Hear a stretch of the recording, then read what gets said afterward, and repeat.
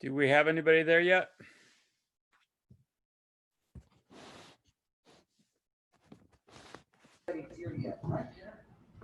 I'm here. Okay, We perfect. are waiting for one more and we'll be ready. We're waiting for Roland. Okey-doke. It's actually a good book, but it doesn't really apply to our nastiness.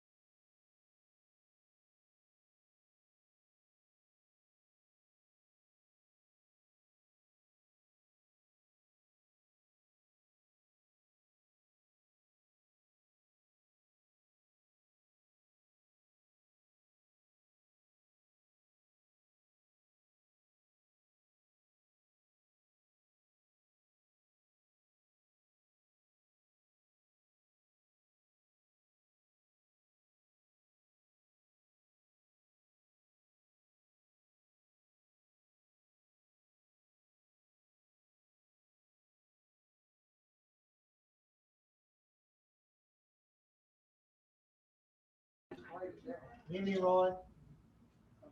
Hello.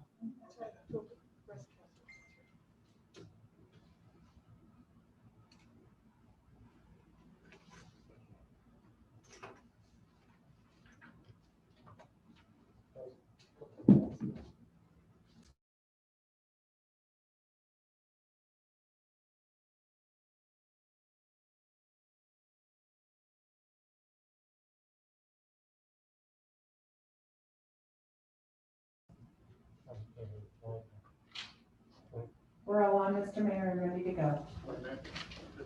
Okay, we'll hit it at, give us another minute here. We'll start.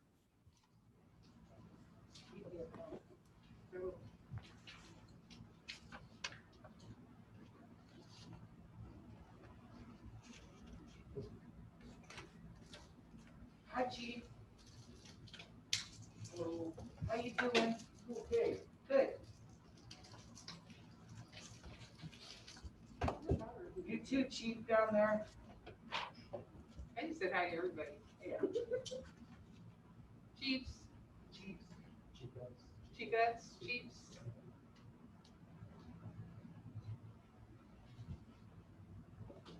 Department heads.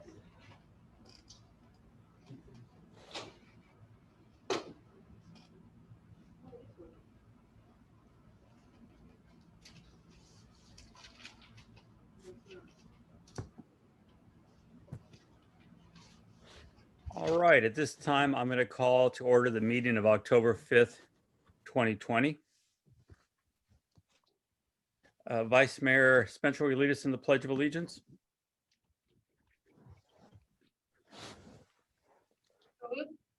I pledge Allegiance to the United States of America. Republic. one nation, under God, indivisible, with liberty and justice for all. Thank you. Roll call, please. Mayor Blackburn, Here. Councilmember Lenore, Present. Councilmember Rivera, Present. Vice Mayor Spencer, Present. City Manager Roland, Present. City Attorney Epperson, Here. Interim Police Chief Reynoso. Here. Thank you. The agenda for the City of Hollister City Council regular meeting of October 5th, 2020 was posted on the bulletin board on September 30th, 2020 at 3:30 p.m. for Government Code Section 54954.2. Thank you. Thank you very much. We're going to move to the consent agenda. Are there any items council would like to pull? Do we have any from the audience? Yes, Mr. Mayor. A1 and A2 are being pulled by members of the public. Yeah. The Mayor Hamon. Yes. Go ahead, sir. Go ahead on A1, Samir. We can hear you. Samir? Hello? Samir, did you want to speak? He's not muted, he's on. Okay, do we have any other speakers? We have no other speakers, Mr. Mayor? Thank you.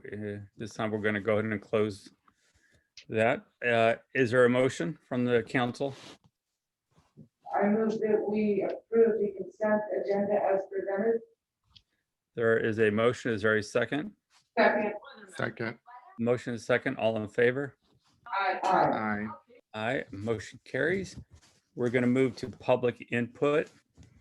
This is the time for anyone in the audience to speak on any item not on the agenda and within the subject matter jurisdiction of the council. Speaker cards are available in the lobby and are to be completed and given to the city clerk before speaking. When the city clerk calls your name, please come to the podium, state your name and city for the record, and speak to the city council. Each speaker will be limited to 3 minutes with a maximum of 30 minutes per subject. Please note that state law prohibits the city council from discussing or taking action on any item not on the agenda. Do we have any speakers? Mr. Mayor, I'm unclear on that. Susan Rhodes signed up to speak, but didn't state what she wanted to speak on. So Susan, did you want to speak? Susan? Sorry, there I am.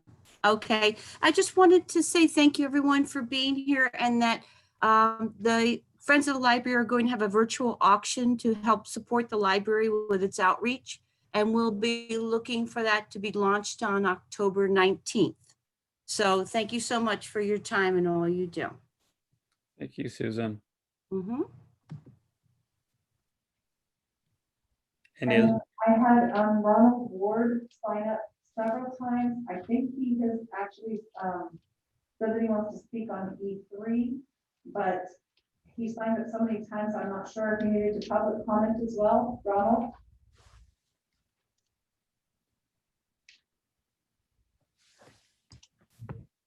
Can you hear me? We can? Okay. Yeah, I'm sorry. I had problems with my computer. And so I probably signed up about 15 times. So I'm sorry about that. But we're just waiting for an agenda matter to. So you want E3 then, Ronald? Yeah, so I don't need to say anything more. Just making sure. Thank you, sir. Yeah, thanks for checking. Bye. Thank you. And I have no more speakers, Mr. Mayor. Thank you. We'll move to item D1, city manager's report. I had no more speaker cards. I do have Elia who would like to speak. Oh, you do? Good evening, council members. I would like to request, because I haven't heard anything, on an update on what is the status of negotiating with ecology. I've heard that there's a status report tomorrow with the county board of supervisors, and I'd like to know what the status is, if we can bring it back on the next agenda. If the council members would ask for that, I would be greatly appreciated. I also want to point out that I understand that I haven't seen it myself, but that the homeless have been removed from Dunn Park. However, They are all now at the 300, not all, but there's many have this encampment on the 300 block of 4th Street, The corner. the corner of 4th Street, the vacant lot there. It's unsightly. I know we think we have an issue and there's, I don't know what can be done about it. Some of these people don't want to go into the homeless shelter that we have here. I would like for the council to consider bringing back an issue, and I know that we're in a recession crisis right now, but Mayor Velasquez, for quite some time, and I don't know what happened to that project, and I thought it was great you kept bringing it up, and it just kind of died, is to come back and reconsider doing the miniature homes, the mini homes, mini parks, something that we can do for the homeless out there. There's a lot of actual federal grants, federal money that doesn't have to get paid back to the federal government to help us with building those out.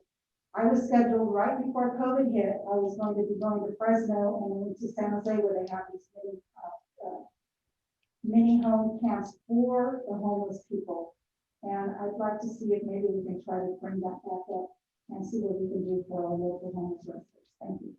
Thank you. Thank you. Is there anyone else in the audience that did not give me a speaker card that would like to speak, public comment, anything not on the agenda? I have no more speakers, Mr. Mel. Thank you. We'll go back to D1. City Manager, do you want to address that first, that comment? Yeah, for on the next agenda meeting, we will be having the ecology item, so it will be addressed at that time. And then on the homeless at the corner of Monterey and Fort, the homeowner has, or the property owner has been notified and they are taking care of the matter. Thank you, sir. All I have to report. Item D2. No training at this time. Thank you. We're going to move to item E1.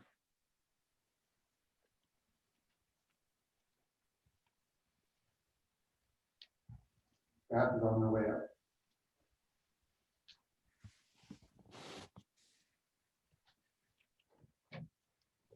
Good evening, my name is Brian Swanson. I serve as the Development Services Director for the City of Hollister.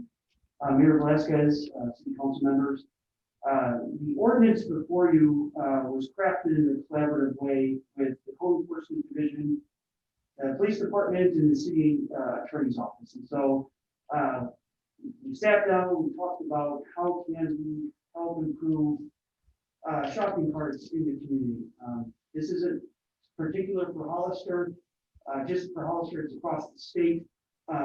Shopping carts and communities throughout the state do need to have little regulations to them. So this ordinance gives the city a tool to be able to take shopping carts that are in our parks, in our beautiful parks, in our public places, in our sidewalks, and we're able to take those and remove those. And so this evening, wanted to bring forward this ordinance to the council to consider looking at, and it's our first reading of the ordinance, and if there's any questions, I'm here to answer. Thank you. Any questions from council? All right. I have a comment, but I'll wait till after the public hearing. If there's any other comments from the public? Any other questions from council? Brian, I do have a question for you. Yes. How does this differ from the existing ordinance we have about the shopping carts that we put in a couple years ago? Yeah, so Mayor, it's a really great question. The previous ordinance included abandoned carts, and so this is active shopping carts that individuals may use to carry, to transport, and so the detail of the abandonment compared to what we have now, just shopping carts, will give our code enforcement professional the ability to enforce this ordinance on removing those shopping carts that are actively used. Perfect. Thank you very much. Okay, at this time, if there's no other questions from council, we will open it, the public hearing to the public.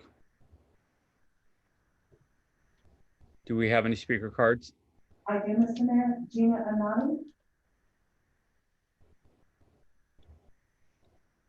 Hi, good evening. My name is Gina Nadi.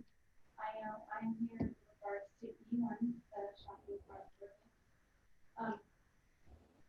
I own 2 properties on 7th Street, which is right around the corner from Dunn Park. I'm sorry, if we cannot hear you very well. If you can speak a little closer to the microphone.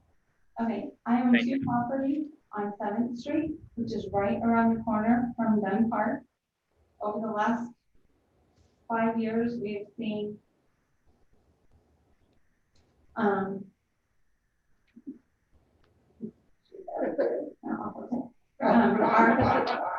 our homeless crew go from, and when I say crew, it almost became like a little gang. As soon as they were more or less allowed to set up shop on one section of the block, more came. It was almost like call your buddy, hey, they're letting us do this.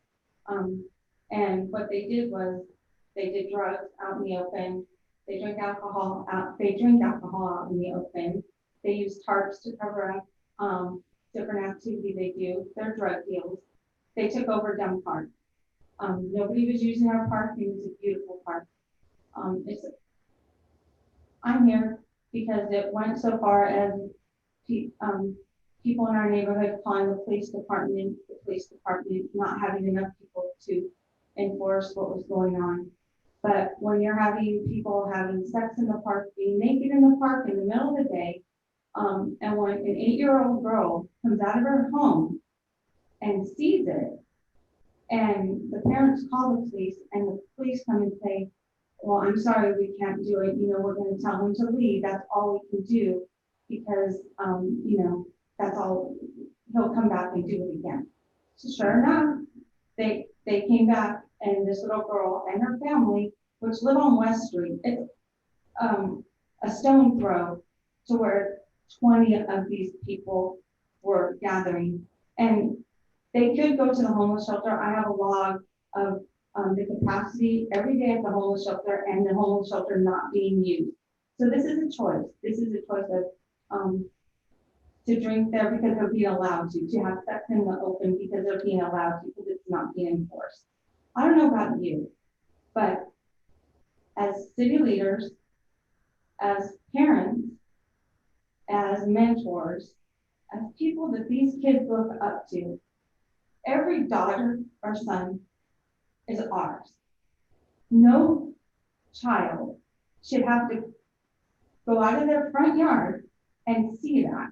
And then not only the police come, who they look up to, and they see it again. And I have a couple more seconds because she did the hand wash. And what I want to say is before the shopping cart ordinance is great. It's a start. But like she said, they moved. Now they're on the corner. They're out of the park, which is great. But there's still a couple of stragglers because they have their spot. And if allowed, they're going to come back. And that little girl still lives across the street. And it's our job as community members of being adults in our community so that no child has to walk out of their house and see that. And what went on there is a shame. It went on for years. And it has to stop. It has to. If it was your daughter, somebody would have taken care of it. So. Thank you. Thank you. Thank you, Gina. Thank you, Gina. I have no more speakers, Mr. Mayor, but I have speaker cards for At this time, we will close public hearing. Back to the council members, if you have any questions or comments. Okay, I'd like to speak. I'm the one that's been working on this for the last 2 months. I was already on this path, but then the call from Gina and a couple of other women drove me even harder to get something done. I want people to know that I have compassion for the homeless. I'm not without compassion for the homeless. I turn my head all the time because I do feel bad. But the people living around the parks, and they pay a pretty premium for a lot when you're next to a park. I also have compassion for their right to live without seeing things that are not allowed in a park. When did it be okay to drink in a park, use drugs in a park, have sex in a park for anybody, homeless or not? No. So we're giving them more rights than what we have. Thank God, we don't want to do that anyway. But they actually have more rights in a park than folks that are not homeless. I've been on here 2 years and I've heard nonstop of the sadness from Dunn Park neighbors, and some of them don't even bother calling because they see nothing got done. So I started off over a year ago saying we got to do something because I felt bad. So I said, let's fence the park, but you know, that costs money. And then there's maintenance, and you can't lock a park, can't lock the homeless out of a park. I'm not trying to tell the homeless they can't go to a park. You come with a blanket, you stay on top of the blanket, you leave your tarts and your carts and your baby strollers not in the park. I'm sorry, I can't turn my head anymore. People have a right to have peace in their home and not be looking at that. And when the little girl sees that nasty, that sticks for a lifetime in your head. That is traumatic for a kid to see an adult like that. Not right. And this isn't just for today. This is for all the time. The police department said, we need a little more teeth, just a little more teeth, not just an abandoned cart, but a cart that's being used, a tarp that's being used, a stroller that doesn't have a baby in it. It's got everything under the sun. I saw a lady with a queen size mattress on a shopping cart. I had to monitor the Briggs building. Finally was able to get that locked up. I feel bad, but you just simply cannot have them in your city parks anymore. And I could turn my head when they were behind the high outlet business. I'm not hard-hearted, but no more in the parks. And the way to keep them out of the parks, they can't bring none of their stuff. They're not gonna come to the park without their stuff. And if the cops get a call that they're using drugs or they're naked in the park, they will roll out. And they'll roll out to take somebody to jail. No more in the parks. Now, we met, Brett Miller and I met with Enrique, and I believe it was the head of the CSWD, I could be wrong, or CSBC, excuse me. I'm so sorry, I don't remember the gentleman's name because I just met him. But we met with Enrique because, again, I'm not without compassion. I want to know, where can they go for the day use? When we were working on something, Elia was right. You know, the money is an issue, and then COVID came and killed it off, and everybody was switched to emergency stuff. They are working on tiny homes. They are trying to find some kind of plan that will secure a livable spot for them. I suggest some kind of city property somewhere for a temporary use for tents with sanitary facilities. You know, I hate to throw this out there, but if the Leatherback property isn't quite ready for development, we need something close to town. That's why it won't just work anywhere. It's got to be walkable distance to town, the grocery stores. The one out at the county one worked well, but you still got that really long walk there. Some of these folks are never going to go to the homeless shelter. So we got to find a way for the diehards that just don't want to go. And okay, I understand, but they got to go somewhere because now they're shifting. The Gateway Drive was a cleanup by the property owner.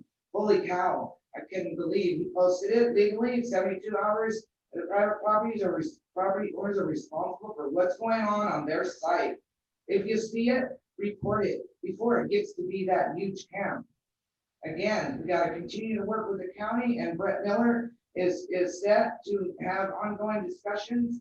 And I did mention Mayor Velasquez. I said me and the Mayor Velasquez are on the same page. He's been a big advocate for the homeless. He's also could be a great advocate, you know, for trying to find a spot, but we need to get serious because the folks, I'll tell you folks, we're taking our parks back. Thank you. Thank you. I have a question. Go ahead, sir. Are we still talking about shopping carts? I'm so confused. Are we on item E1? Yes, A shopping cart issue. And Yes. with shopping carts, that's what the homeless put all their stuff in. So you cut the shopping carts off and the baby carriages, and they can come to the park. Nobody said we're excluding them from the park. No, they're Okay, not with all okay, this it's, stuff. Thank can you. I please speak? Can I please speak? Thank you. Go ahead, sir. I have the floor. Thank you so much. So question for staff. So we're just talking about shopping carts right now. Is that correct? Councilmember Simmons, that's correct. This ordinance. Are we including baby carriages in there as well? That will be the next ordinance that is before the council right after this. Okay, I have to be honest with you Don't guys. have I'm a little bit, babies in a row, and there's no baby. can I, Hang on, excuse me, let Mr. Resendez speak. Go ahead, thank sir. you. I am a little bit confused. I feel like we are opening up a Pandora's box. I am all for, how can we say? I'm all for helping to assist the homeless problem with ordinances, but I want to be very careful that we're not crossing any lines and that we're not like harassing them in a way. Who's going to be enforcing this? Is the PD on board with taking away shopping carts, or is this just going to be code enforcement, Brian? It'll initially be code enforcement that responds to the incident. Sometimes code enforcement has to involve a police officer if the situation escalates itself. But this is really a code enforcement task. And is this something that's commonly done in other cities to tackle these types of situations, Brian? In some communities, I don't have the list, but this was something that we talked about locally at staff level, but I don't have a list of the other communities that have one. So I think we need to, I'm all for some type of ordinance and some type of regulations for sure, but I think we've got to be very careful to do this like in a sensitive way, because they are members of within our community, that live within our community. And I feel like we should be partnering with them, not necessarily implementing ordinances that are gonna, quote unquote, could potentially be harassing them. So we have one in place now. I'm just wondering if we can see what other cities are doing, and if we can do this in a sensitive way in partnership with the county, whoever's running that, and then find out what is going on the other end. I know there was some talk, maybe Mayor Ignacio Velasquez can shed some light on the land behind the social services building. I know that there was some talk about it being donated, and there might be some future plans. What I would like to not do is rush into anything and make some potential mistakes just in the sake for saying we're getting something done. I think we need to step back and do it in a logical way. And we really need to include our homeless friends. That's what I wanted to put out there. I don't want anybody to be targeted, and I want to be very careful and very sensitive about this issue. So this is the very first time I've heard of it. I don't want to rush through it. And I gotta say, just hearing the conversations that I heard right now, if we can have another council member be part of those conversations. I know that I was sitting on some of those conversations early on, and then I haven't heard anything about it until now. But I just think we got to be very cautious, take a step back and do this in a sensitive, logical way, and look at what other communities are doing to help tackle this. This to me is probably a little bit too abrasive, I would say, and I don't know if I could support it at this point. I got to be very honest with you guys. I'm getting a little bit nervous about the language and about the way that I'm hearing it be spoken about. I don't know if I can support it at this time, and I'd like to do a little bit more research. Thank you, sir. Any other questions? Mr. Mayor, it's Chief Mayor, so if I can speak towards the concerns of Mr. Resendez, Councilmember Resendez. Go ahead. This ordinance has been written we've been working on this for several months with Jason Epperson. We've been going back and forth with code enforcement with Brian. And I think it takes into consideration the facts that the community has been dealing with around the parks. And it's basically to the point where a majority of people don't feel safe using the parks because of the conditions they're in. The current ordinance does not allow us to take carts that, for instance, have been purchased by those individuals that are there in the park.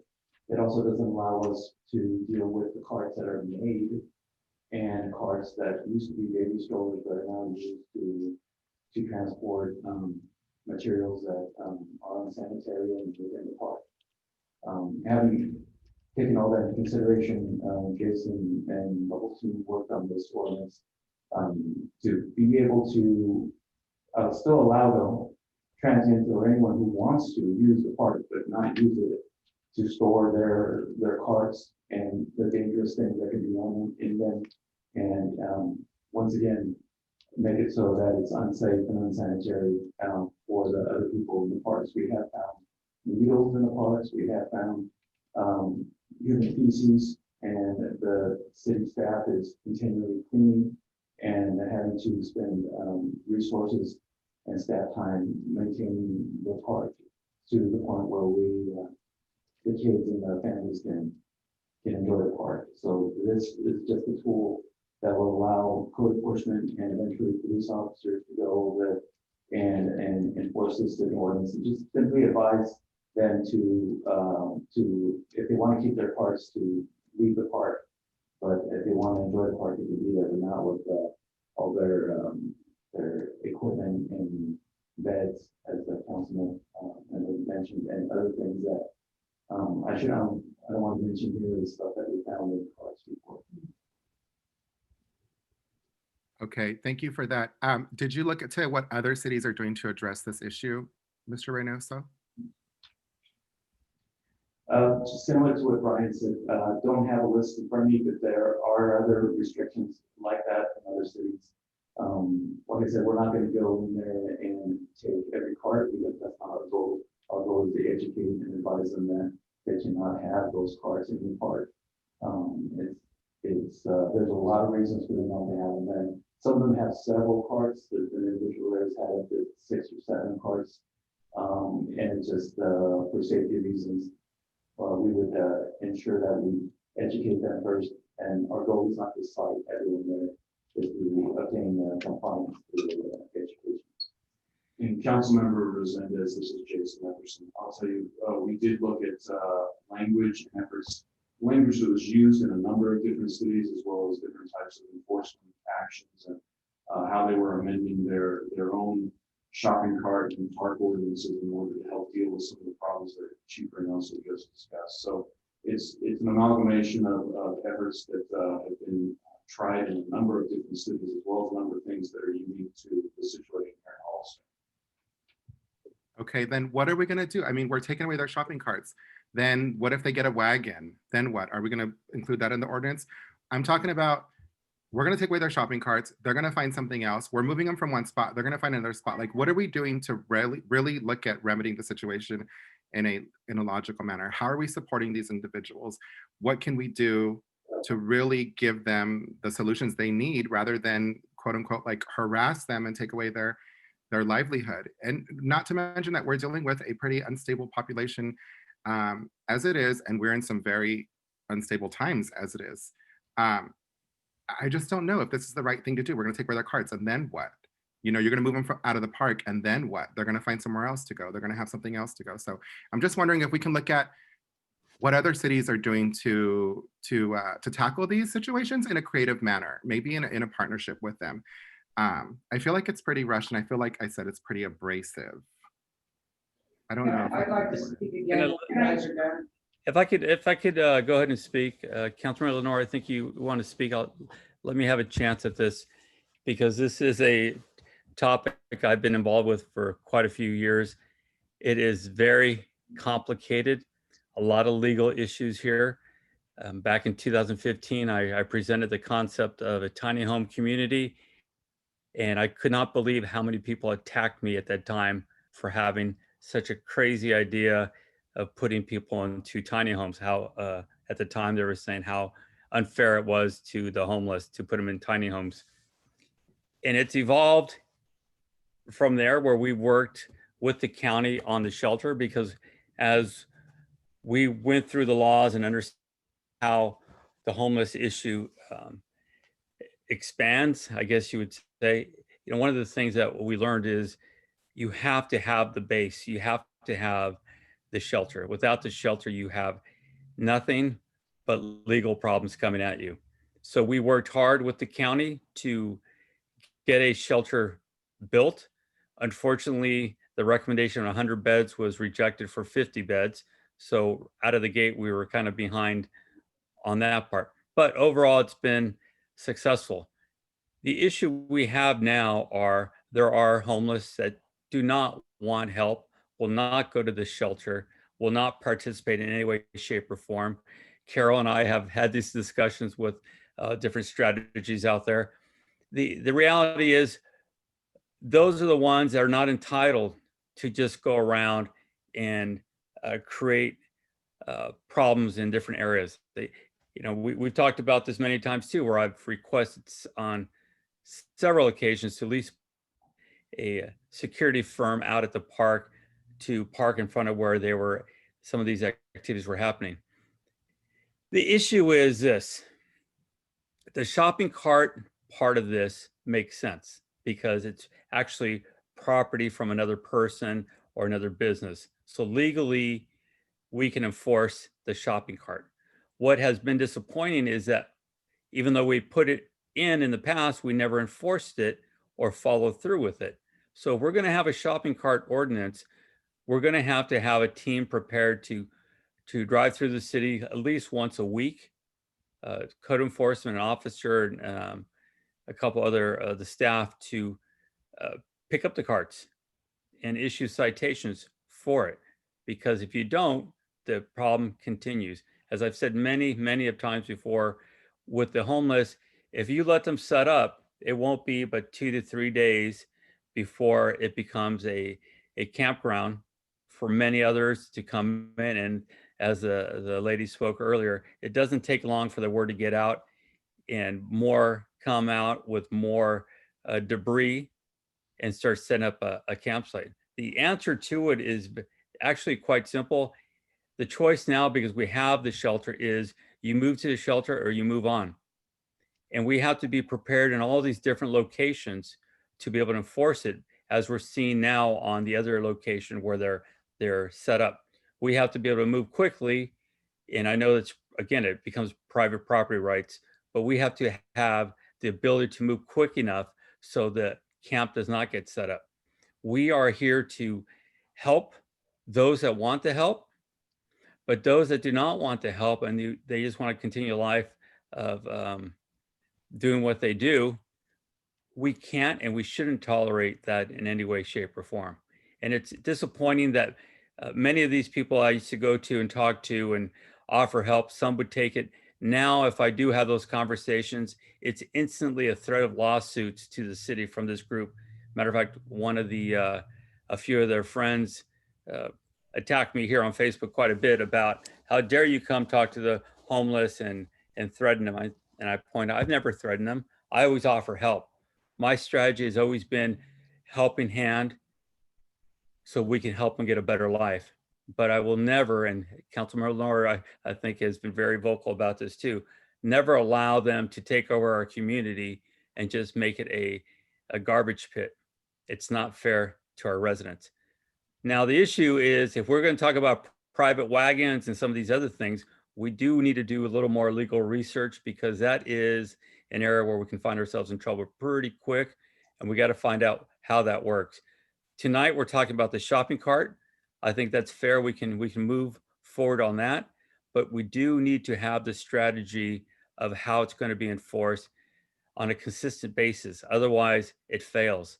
And I know the city manager has been very helpful. I call him at least 2 or 3 times a week about another setup somewhere with shopping carts, and the staff has moved pretty good on it. But we have to really make that effort and be consistent with it. The shelter does have space in there now, and they've been working with us, but we do need to work with the county and the shelter to expand the current facility to add more beds, so we don't hear the comments of there's no place to stay. And so it's a lot of work here. We can do it.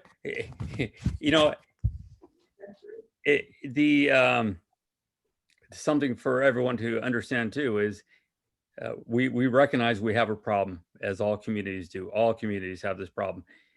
And San Bernardino County has been looked at as a model of how we're handling the homeless situation here. But we have to be careful. I know there's some conversations people have thrown out about, let's just find a place and we'll put a fence around it and let them camp. That is the worst thing that can happen. Cities, communities that have tried this end up with a major, major disaster on their hands. You can ask Santa Cruz for an example, and a few other communities that I've spoken to in the past. You cannot make this work without a complete system to back up how this camp works. That means the services have to be there. So, we got to go back to understanding the shelter is at that location right now at this point. And the idea of just trying to put up a fence somewhere and letting people camp out will turn into a major disaster quite quickly. So we don't want to go down this path, but I do support the idea of the shopping cart. But I really reinforce the point of, if you're not consistently picking them up, we're not going to get anywhere with this. So this time, this is the first I'm hearing, by the way, about how we couldn't pick them up before, because I've asked this question so many times. And again, I'm sure Councilmember Lenore has asked the same question. Why weren't they being moved out of the park? Why can't we do something, on and on? So we have to back this up with the enforcement part of it. We need to make sure all those properties are properly noticed ahead of time, so people cannot just go set up camp at these different locations. And we make sure, again, we have the space at the shelter and that's where they go, or they cannot just sleep on the streets or the alleys or in the parks or anywhere else. It's just not fair any longer. And we spend a lot of money to try to build facilities to give them help. Councilmember Lenore, go ahead. Wow. No, wow. You know how you're always saying you listen to your constituents, and I know District 2 is always complaining about the speeding. Well, bend over backwards, do the traffic calming. Well, in my district, where I don't need another council member to work with me on, in my district of Dunn Park and Park Hill and McCarthy Park, I got vocal residents on me all the time. That's why it's coming now, because it's over a year of doing nothing.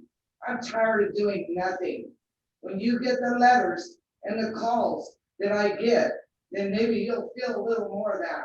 So if I don't get support for this, the next calls and emails and texts that I get from the Dunn Park neighborhood, the Park Hill neighborhood, which has grown exponentially if you count Allendale, okay? Those calls keep coming to me. They will get your number, Mayor, and I know they talk to you, but they'll also get your number rolling, because I have no more answers. This has been researched. There's no harassment here. The harassment is the people that live with this daily outside their front door. Would you like it? No, I wouldn't like it, and nobody else likes it. So they're gonna need to move on from the city parks with all their stuff. I'm sorry. Thank you. Thank you. Any Really other? quick, Mr. Mayor. Go ahead, Ms. Resendez. I just want to say, I'm very glad to hear that there's council members that are very supportive into looking into addressing this issue, and the staff.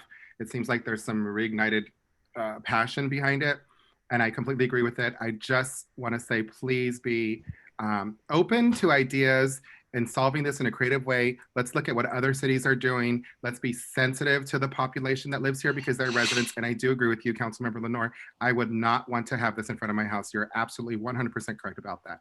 So thank you for bringing that up. Please keep in mind my points, and I'd be more than happy to sit in on any of the meetings with any of you guys. Thank you. Thank you. Any other comments? I'd like to make a comment. Go ahead. Vice Mayor. Thank you, Mayor.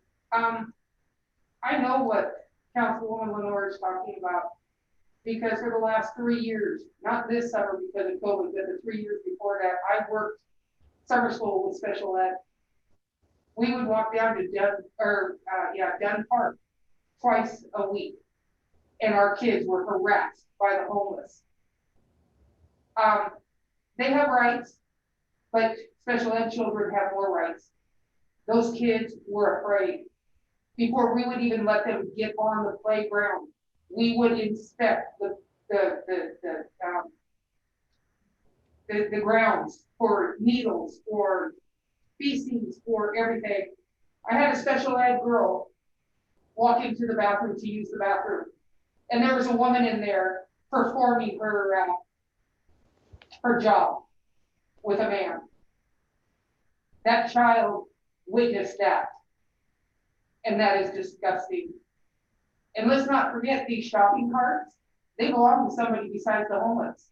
So these are stolen pieces of property. So I hope that you understand where this is all coming from. And that's all. Thank you. I just want to add one more tiny thing. I'm not without understanding the responsibility of the property owners to secure their carts. So business owners out there in the downtown, all the grocery stores, that's your responsibility to keep your carts from leaving your property. So a little bit of help for us on that could actually curb our how much we have to do. So again, get those measures in. It's noted in the ordinance. You have to have those automatic things that put the brakes on the carts.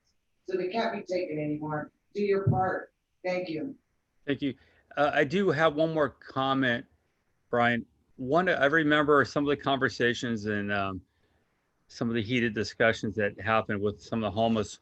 They had made the claim that they had purchased the shopping carts and there was no way you could take them from them.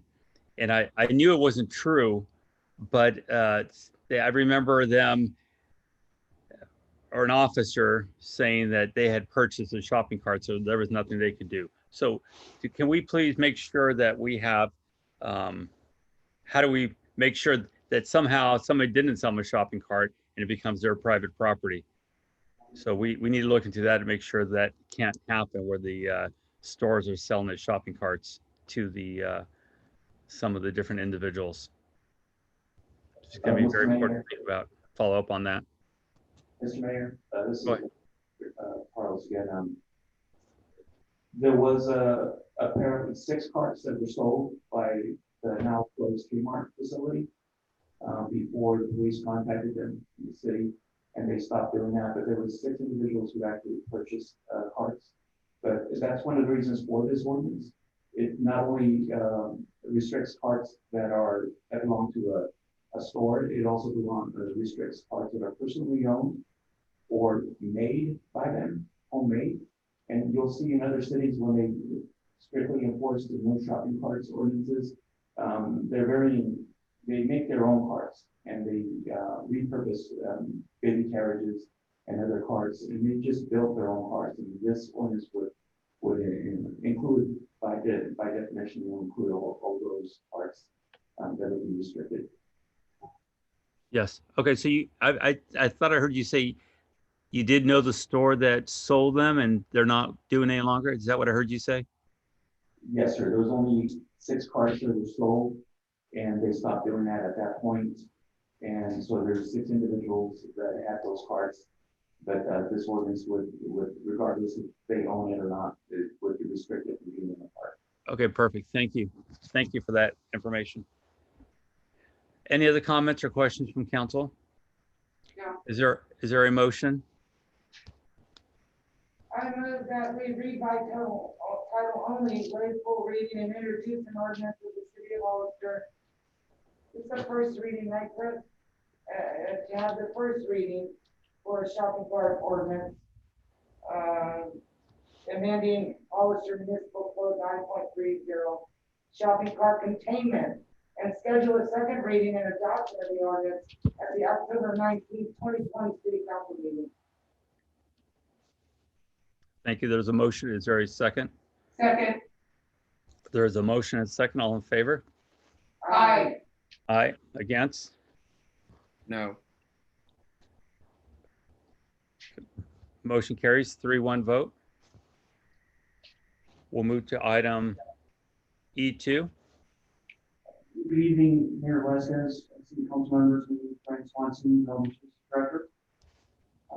The intent of ordinance number 1197 is meant to complement the previous ordinance we just spoke about regarding shopping carts.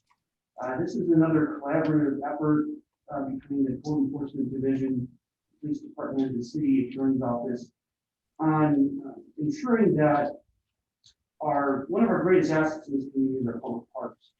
And the intent of this ordinance is to ensure that individuals in the public have access to the park and that tents, abandoned tents, or active tents, or lean-tos do not provide an impediment to people enjoying our parks, our public spaces, and our sidewalks. And so the intent of this ordinance tonight is to provide the city's code enforcement division the opportunity to, if there's a tent or a lean-to, to be able to enforce those individuals that have those items, to take them out of the park and bring them down. So this ordinance before you this evening is meant to talk about these items and what we can do to better have tools in our arsenal to help combat some of the issues that we have in some of our parks. Thank you. Any questions from council? Again, this is just an attempt to make our parks safer. I don't really have any questions. I understand the report, what it says, and I hope that I can get support. And I think Tina, I don't want to speak to Tina Gardner, but I can't imagine that she wouldn't like this, in charge of those parks, along with Mike Chambers. So I really like to give them some help and keeping our parks beautiful, because they're expensive. People like them, and we don't need tarps and tents strung on our trees. And Park Hill gets the worst of that lean-to stuff, because it is a little more out of sight. You would not believe what goes on at Park Hill, so we're gonna need this as well. Thank you. Thank you. Comment, Mr. Mayor. Go ahead, sir. Okay, so with this ordinance, I think it's pretty apparent when they've got a tent up, they're camping out and they're living there, or they make like a makeshift tent. That is blight, and I think it should be removed. I just want to say that I think it's unfortunate, because what if we did have like regular people that do want to come and put up a tent for the day and just hang out and stuff? Like now they're not going to be allowed to do that, and that's really sad. Again, just later on down the road, if we can look at repurposing the park and making it more, what do they call those areas? We can partner with like local artists and make community placemaking and make use of it in a different way, to where there's more traffic and more children, kind of like they did with McCarthy Park. Then that will help to eliminate that, and then we can allow people to put up tents for the day or whatever, if it's just people hanging out with families, barbecuing or whatnot. So I do support this ordinance. I think it's very apparent that we do have a problem at Dunn Park and Park Hill, as stated by Councilmember Lenore. And if somebody's actually camping out, making a makeshift tent, then that should not be allowed at a park. So I do support this. Thank you. At this time, we'll open it to public hearing. Do we have any speakers? Yes, Mr. Mayor? Rick Perez? My name is Rick Perez. I'm one of the park residents. And I've done homeless ministry. I've worked with the homeless many years. I understand they have issues.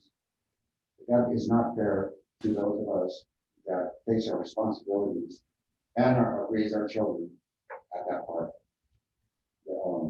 So I'm totally in favor of the shopping park, and also the tent, temporary tents, whatever. My question is, that doesn't include like pop-up shade tents, does it?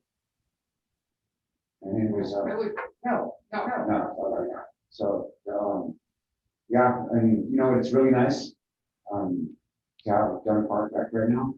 I know it's unsightly right there across the street from Fourth and Monterey, but it's a lot better than my park.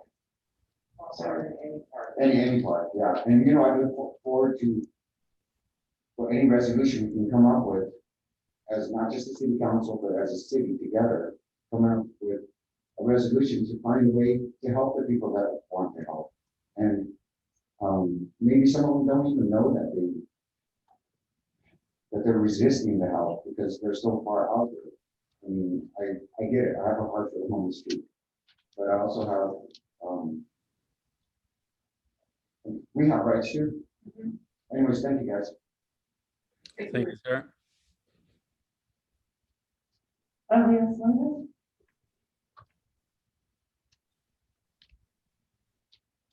Thank you.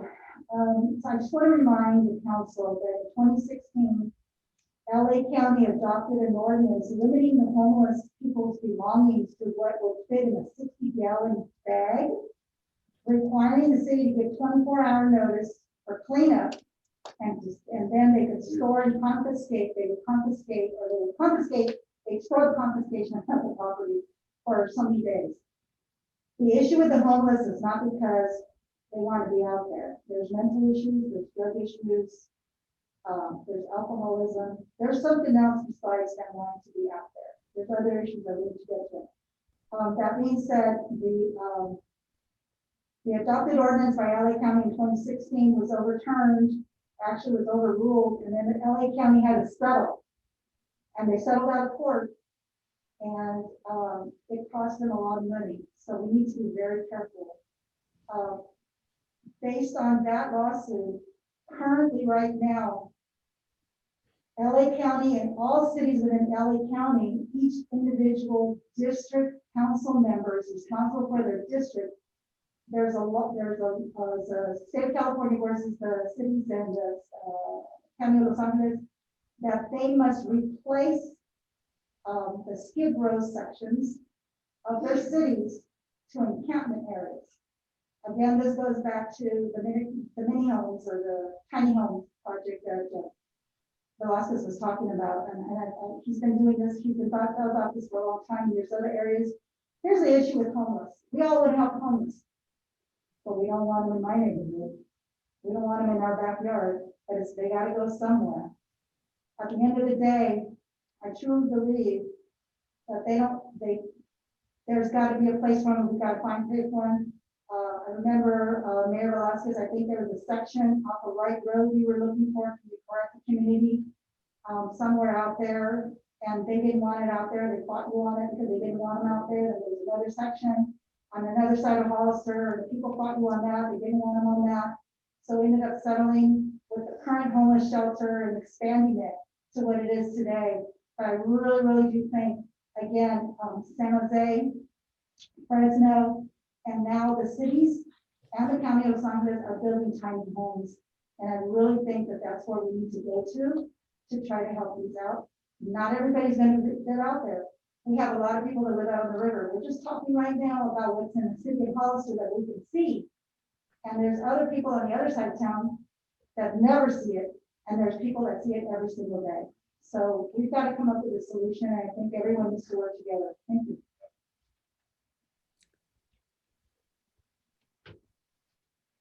Thank you. Do we have any other speakers? Battalion Chief Cabana. Hi, Your Honor, fellow council members, Howard Gola, your fire marshal for the city and county. I just want to commend you and thank you for the hard work on this. Nobody's more compassionate than myself. I do cater out to the homeless, and I do stop them frequently to ask them what their story is and help them out with some food and money also. But I don't know if you do know this, and I thank you for taking care of this, but we've had 5 arson fire attempts recently within the last year. We've had 3 arrests on them. 3 of them have been in the city and 1 in the county.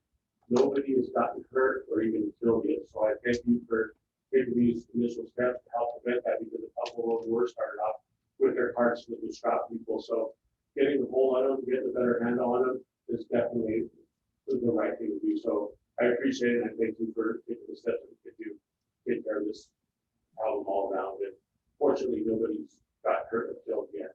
And 2 of them were actually city property where we did suffer some significant damage right here in the back of City Hall.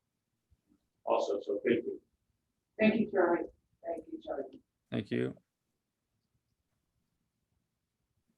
I have no hand raised and no speakers. This time we're going to close public hearing. Any other comments from council? Do have some comments and questions, Go Mr. ahead, Mayor. sir. Thank you. Mr. Bedoya, the fires that you stated, were those due to an encampment? He's coming to the podium. Thank you. I just apologize. I have a really hard time hearing you guys at the podium today. I don't know why. Can you hear me now? Yes. Okay, there we go. Actually, they were all at cabins, actually. Someone was living behind me, someone was living at Parkville, someone was living at Fremont, and someone was living at the river. And the other Okay, one- thank you. Parkville, they were in cabins.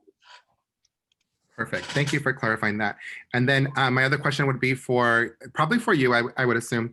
As far as property rights, I think one of the speakers brought up an issue about the property rights. What's the plan with their property? What are we going to do with their tents? I know the PD will hang on, like if a transient's arrested, they hang on to their property and they have so many days to claim it.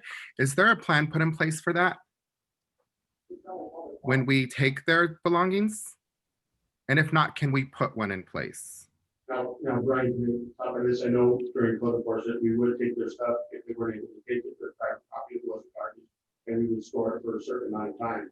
After that, they are given a chance to be able to come pick it up. And after so long, if they don't pick it up, then they dispose of it. Because we did used to go out and collect parts, and we did collect their items, so we would give them a bag, be able to take the stuff that they can take, and then they would, we put their stuff in storage, and they have a certain amount of time, how many days away. I do remember the 60 PD had a days. policy like that, and I'm wondering, are we going to have that for this ordinance as well? Yeah, we can continue on this. Any private property, no matter if it's a tent or bike, have to follow the regulations. That's private property. We're talking about public property, parks. If I could just finish my questions, please. Right there. And then my last question would be about the language. It's not very clear when I'm looking at the language that we can have canopies. Can we make that pretty clear? Because I do think that we should be able to have people that are going to use the park for the day, that they should be allowed to have canopies. But I can see how it can get into like a sticky situation for somebody to make the argument, oh, I'm just here for the day. Anyhow, if there's a way to clarify that in the ordinance, then that would be probably a good idea. Those are all my questions and concerns. Thank you so much for your time. Thank you. Councilmember Lenore, did you have a comment? Yeah. Well, I mean, it'd be just common sense. A tent is something that somebody gets in and goes to sleep. A pop-up shade structure has no walls. It just covers your head, so the sun doesn't hit you, right? So, I mean, that would be allowed in a park. And I would also add, council, the prohibitions here focus on improvised lean-tos and tents and such, not necessarily commercially purchased ones, Okay, if that makes sense. yeah, it does. Thank you. Okay. Okay. Councilman Lenore, did you have a comment too? No, we're not there. Okay. So thank you. Again, this is another very important piece of it. And thank you, Councilman Lenore.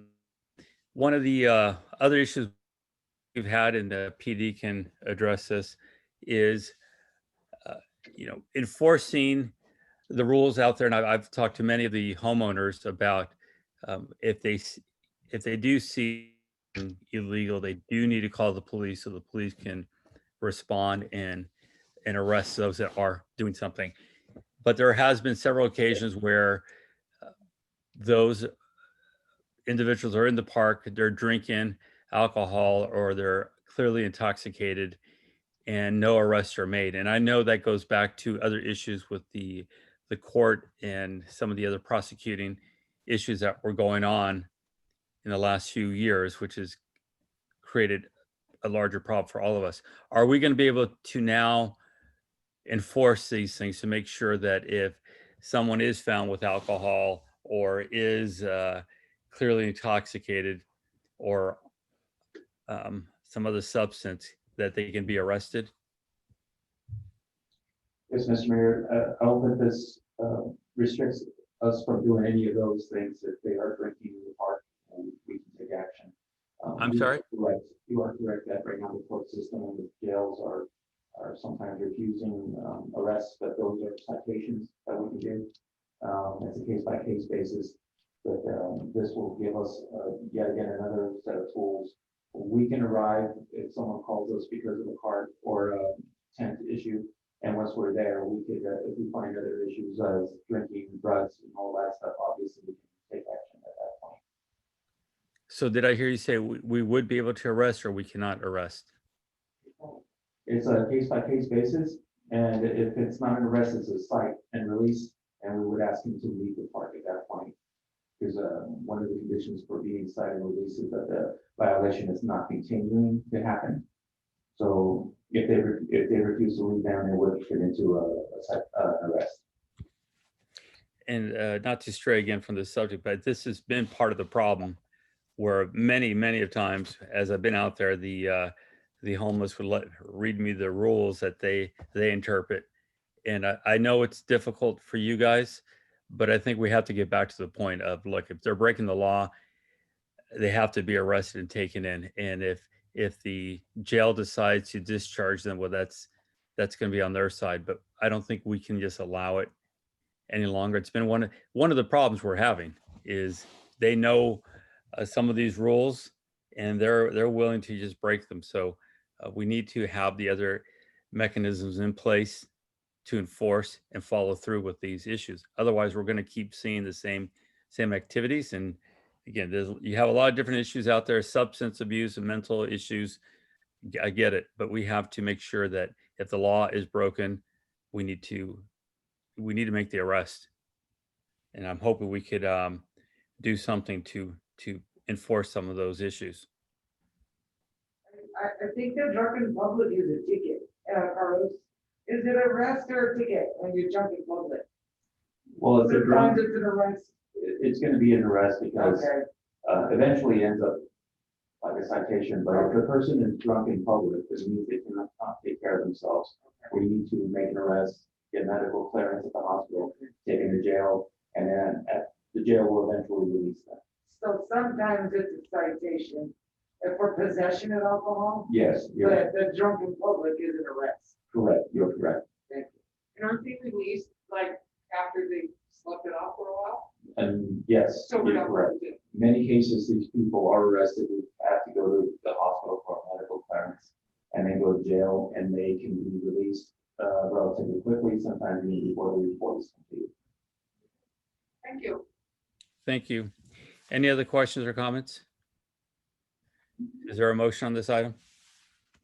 I move that we read by title only, waive full reading and introduce ordinance number 1197 and schedule it for a second reading on October the 19th. Oh, did we want to make that friendly amendment to clarify canopies? Do you want to say the shade canopies are exempt? I think Councilman Resendez was interested in that. Or are we just gonna leave it as it's allowed? Do we want to say the canopies are okay? I think the canopies are commercially And purchased they're items okay, that so we're are satisfied with that. Okay, no friendly amendment, thank you. Okay, leave it as it is. There is a motion. Is there a second? Second, Motion and second, all in favor? aye. Aye. Aye. Motion carries 4-0. We'll I move want to item, Thank you for your support, Mayor and Councilman Resendez. thank you for following through on this. Very important. Item E3.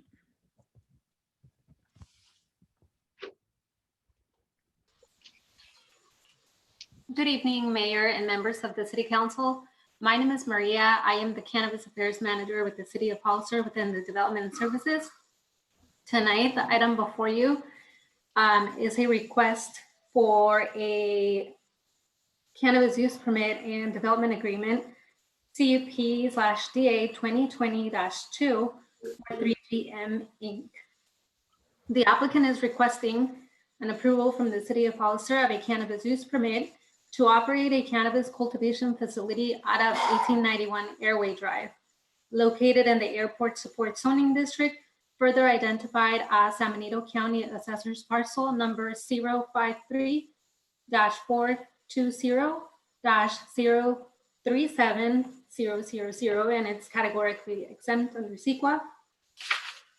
The project site is approximately 3.7 acre parcel at 1891 Airway Drive within the City of Hollister. The project site fronts Aerostar and Airway Drive. Access to the property is provided via Airway Drive. And the site is, like I said, is developed and is surrounded by airport support and industrial business park uses. It contains a 47,500 square foot warehouse building for the operations that are being requested tonight. The project also includes improvements to the interior of the facility with minor repairs to the exterior. The approval, again, is for a cannabis cultivation facility, and what that means is any activity involving planting, growing, harvesting, drying, curing, grading, or trimming of cannabis. With that said, staff tonight is recommending that the City Council hold a public hearing and adopt a resolution approving the cannabis conditional use permit / development agreement for 3GM to operate a cannabis cultivation facility at 1891 Airway Drive. I'm available for any questions, if any. Thank you. Thank you. Any questions? Any questions for council?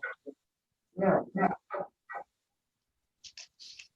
Okay, at this time, we'll open it up for public comment for the public hearing. Do we have any speaker cards? I have no speaker cards, however, I do have people on Zoom that signed up. Ronald Ward, you were the first person that signed up. Did you want to speak?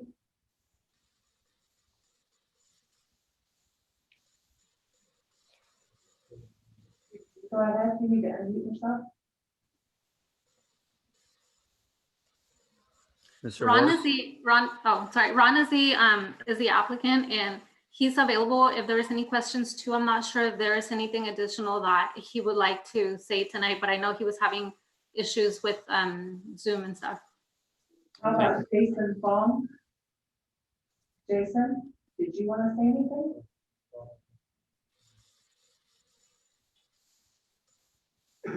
Okay, Ronald would like to speak. Ronald, go ahead. Yeah, so Jason was having the same issues with the Zoom, so we're sorry about that. Jason is one of the partners in 3GM, and there's nothing at this point. So sorry about the confusion. Ken Lindsay? Thank you, sir. Okay. Ken, go ahead.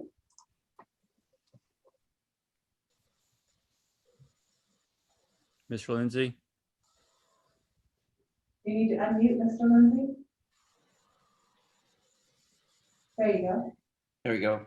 I just tuned in so that I could be available for any questions that might involve the property, the building itself, or the business park.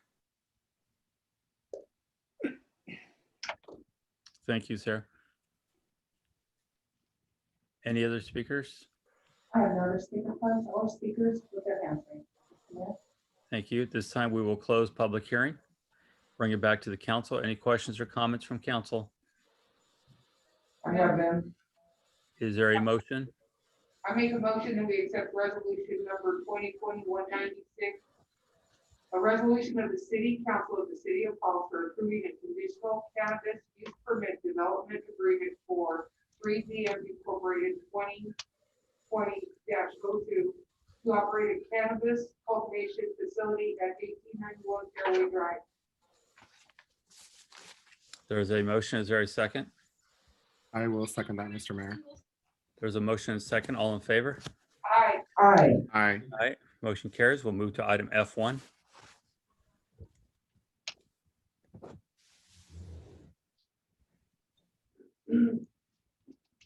Good evening, Mayor, council members. F1 is a resolution brought to you by the fire department on behalf of Chief Executive Officer Joe Bowman from First Trust Alarm Company. They're donating $5,000 for the effort of public education and department expenditures. So how this was brought to be was through the diligent efforts of Chief Bedolla as a fire marshal, working in coordination with First Trust Alarm. They saw it fit to provide us with this award of $5,000 because of the close attention and focus that we've had to provide this corner of development. Chief Bedolla, you want to add anything here? Yeah, we work closely with these other vendors and these other contractors. And what he just said is that, hey, I have some money that I want to help donate to the community that you can utilize for the fire department for the community. Will you guys accept this? So we're like, yeah, it sounds good. And then all of a sudden it's like, no, for real, so we really want it. So, you know, we're gonna use it for operations prevention and we'll decide from there. So it was really thoughtful. We really do appreciate it. You know, they are our go-to, that we do work close with them, and we do work diligently to try to keep business going and getting everybody up and running in business. So thank you for this. Any questions pertaining to this? Any questions?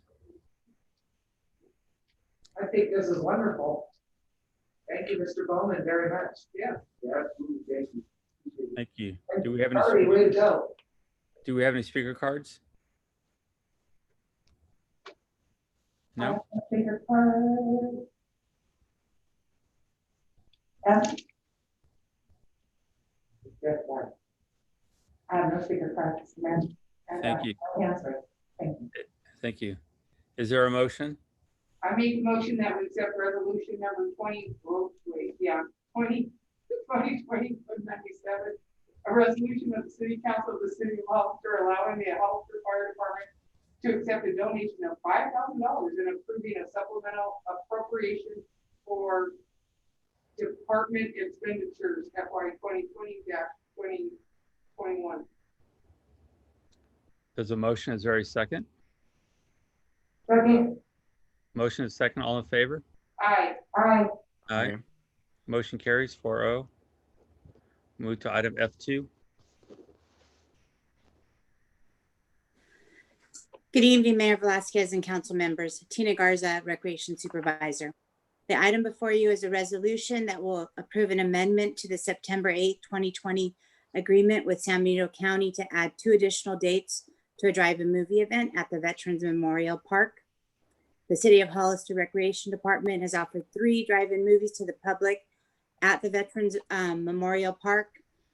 Registration is full for all our drive-in movies, and each event has been a huge success, and staff would like to offer additional drive-in movies to the public, allowing others the opportunity to experience the pleasure of a drive-in movie event. I'm here to answer any questions. Any questions from council? I have none. Do we have any speaker cards? I have no speaker cards, Mr. Mayor. Thank you. Is there a motion? I make a motion that we accept resolution number 2020-198, a resolution of the city council of the city of Hollister approving an amendment to the agreement with San Diego County to add 2 additional dates to a drive-in movie event at Veterans Memorial Park parking lot. Thank you. There's a motion. Is there a second? Second, Mr. Mayor. Motion second. All in favor? Aye. Aye. Aye. Motion carries 4-0. We'll move to item. County of San Benito. I'm sorry? I was thanking the county of San Benito. Okay. F3. We'll move to F3. Hi, good evening. Again, it's Tina Garza, Recreation Supervisor. This item before you is a resolution that will authorize a public assembly permit at the City of Hollister's Municipal Airport for the City of Hollister Recreation Department drive-through Treat Street event scheduled on Saturday, October 31st, 2020 from 10 p.m. to 2 p.m. The City of Hollister Recreation Department is unable to hold the annual Treat Street Halloween event in its usual manner due to the COVID-19 pandemic. So instead, recreation staff desires to hold a drive-through Treat Street event on Saturday, October 31st. There will be approved social distancing measures set in place by the San Benito County Health Department, and there will be no charge to the public. And I'm here to answer any questions. Thank you. Any questions from council? I have a question. Tina, fantastic idea. Yeah. Will the kids, they'll be in the car, will people be giving them candy?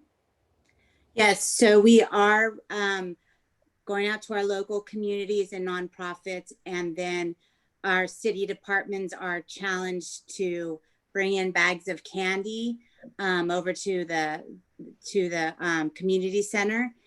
And with all those bags of candy, we will be placing them in goodie bags.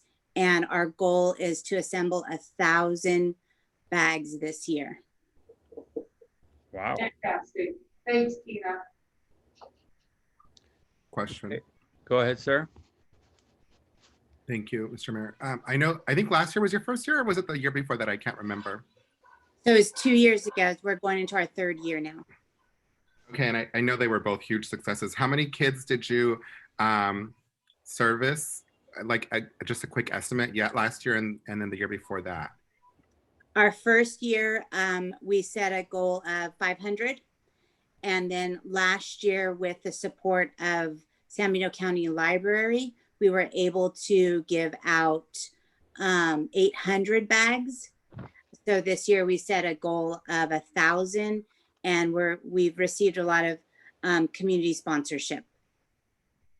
Amazing. I love this kind of stuff. I've said it to you guys before. Very grateful to you for coming up for so just being so creative, going with the times and pivoting to accommodate our community and still provide these traditions. They're going to absolutely love it. And I'm very grateful to you and all the staff for doing this. So thank you again. And I wish you guys the best of luck out there, Tina. Thank you, Councilmember Resendez. Thank you. Any speaker cards on this item? I have no speaker cards, Mr. Mayor, and I have no hands raised. Okay, any other comments or questions from council? I have none. I do have one other thing. Tina, if somebody wants to donate bags of candy, community members, where would they take that? Would they bring it to the rec center, to you? Yes, please, at 300 West Street here at the community center. Staff will be able to go out there and pick up the bags from them, I should say. Okay, because I think we need to let the community know that they can donate bags of candy. I know last year, I think I donated 10 bags of candy. Yeah, a lot of community support. And we have, we've reached out to our local businesses, just letting them know that we're trying to do this, but we still need the support of our council. So it was going on the agenda today. So after tonight, we'll start advertising. Okay, thank you very much. You're welcome. Any other questions, comments? Is there a motion? I make a motion that we accept resolution number 2021-99, resolution of the City Council of the City of Hollister approving a public assembly permit for the City of Hollister Recreation Department drive-through streets event on October 31st, 2020. Thank you. Motion, is there a second? I will second that, Mr. Mayor. Motion is second, all in favor? Aye. Aye. Motion carries 4-0 vote. We'll move to item F4. Thank you. Good evening. This is Eva with the Planning Department. The item before you tonight, F4, was continued from the September 21st City Council meeting, and you also heard this item in June. As a reminder, this item is for a request for the city to provide out-of-jurisdiction services to a proposed county development located at 1735 Santa Ana Road for a 40-unit subdivision on 21 acres. This property is located within the city sphere of influence and the city general plan planning area. And as mentioned in the staff report, the city staff, we would recommend that properties located within our sphere of influence be pre-zoned for annexation to allow for development, which is in accordance with our city codes and ordinances and general plan. However, tonight, the item for your consideration would direct staff to submit an application to LAFCO for the provision of sewer services outside of the city's jurisdiction to this property. And I'm happy to answer any questions. Thank you. Any questions from council? Do we have any speaker cards? Yes, Mr. Mayor. Co Cooper? Yeah, Tony Lombardo speak first. He's on the list. Sure. Anthony Lombardo? Good evening, members of the council and Mayor Velasquez. Can you hear me? Yes. Yes. Thank you. Hopefully the fourth time on this one will be the charm. We were in front of you, before you in June with the application. That application was a result of the demand that the county received from the city after this application was originally filed in 2018, that the development be done at a higher density and receive sewer service from the city. So the applicant has spent about a year revising their application and redesigning it to do just that. So you could imagine how stunned we were in June when the hearing was being conducted to learn that the city, although it demanded that we redesign the project at a higher density and receive sewer service from the city, refused to provide the requested will serve letter. So since June, the applicant has gone back and worked on addressing particularly one of the issues raised by the council, and the council in June said there wasn't anything about this project that benefited the city of Hollister. So the applicant took those comments to heart and went back and has now redesigned the project to be 25% affordable housing. And I believe that council has seen the letter that the county wrote stating that they would be willing to share a portion of that housing for the RHNA numbers of the city. In other words, give the city some of the credit for that housing. So at this point, the applicant has responded to the demand of the city from 2018, and he believes, and he'll speak to you in a moment, has done what the council asked in June, which is to provide a project which provides an extraordinarily high level of affordability, 25%, in order to provide extraordinary benefits to the community, as which he shouldn't really have to do to obtain the sewer service, because you have a contract that mandates that you provide that service. There is no discretion, as I think I've said to you previously and included in my previous correspondence. So as I mentioned in the letter we sent you today, you have a mandatory duty to provide this service. You have never turned down any other applicant, and this applicant has done more than any other applicant that we have been able to locate in your previous actions by providing this housing project with an extraordinary level of affordability. In addition, of course, there will be additional park fees paid to the county, which of course helps residents of the city and the county as well with park improvements. So Mr. Stotler is going to address you, and I'd like to have a moment or two to respond to any comments from the public at the end of the hearing, if there are any. Thank you.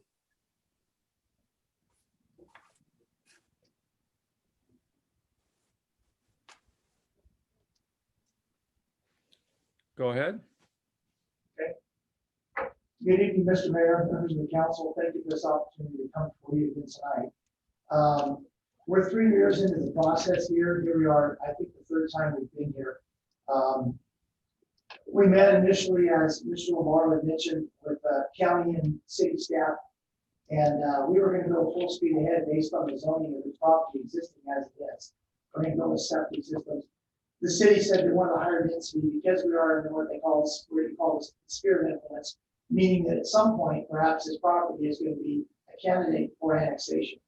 The annexation, though, there are several properties between our property and between the city limits. So as far as the annexation, one of the questions that Councilwoman Lenore had mentioned at our first hearing was, we haven't seen this come before the city for a request for annexation. And Mayor Ignacio, 2 years ago, I remember calling you, perhaps you remember our conversation. I talked to you about perhaps getting moved to go annexation. And you had pretty much told me that it was not going to happen, to my knowledge. And what I understand, and I understood the conversation very clearly, there's not much of a chance of getting it annexed. And as a result, I didn't provide or submit an application to go annexation, because I knew that to do that, we'd have to be expending more dollars, applications, and doing all that. I usually, when I have a project I'm working on, if we're pretty much told that there's not much of a chance of it happening, and basically it would be, not going to get approved, I didn't want to go down that road. So what we did do was we also understood that there was this memorandum of understanding. And what I'm wanting to do is I'm trying to make this a win-win situation for the city of Hollister too, the citizens here.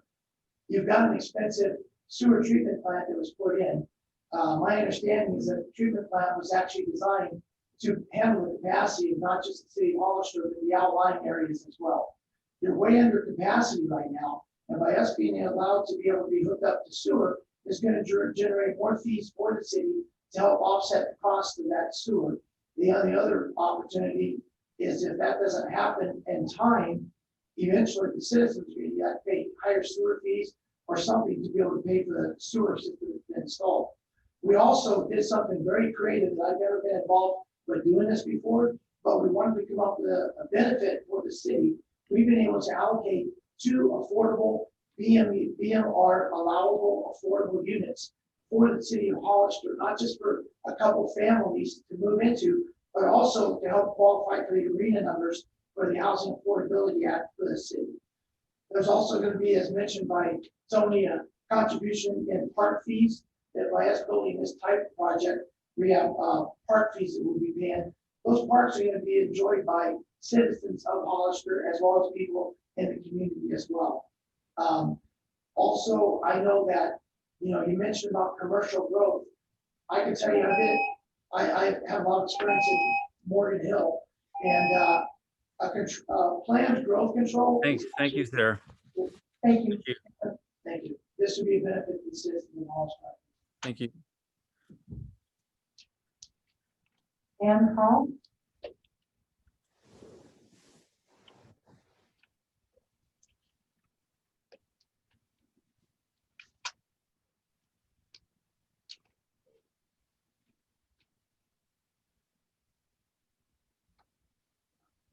And here we have the applicant.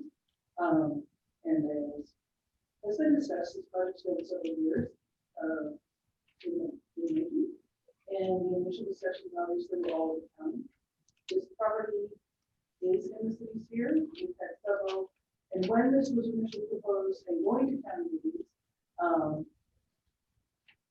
the city manager at the time, Bill Vera, was very vocal that the fact that this would be on subject within the city sphere influence was a problem.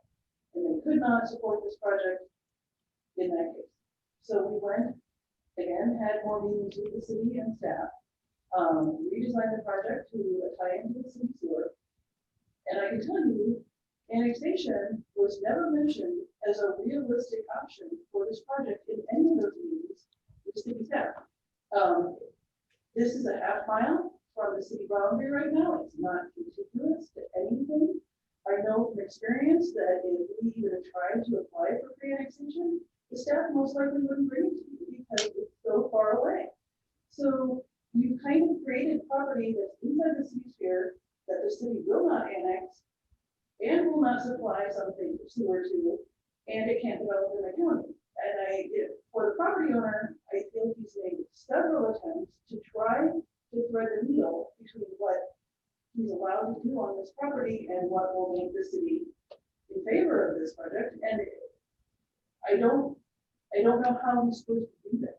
At the last meeting we were here, you said you thought it should be annexed.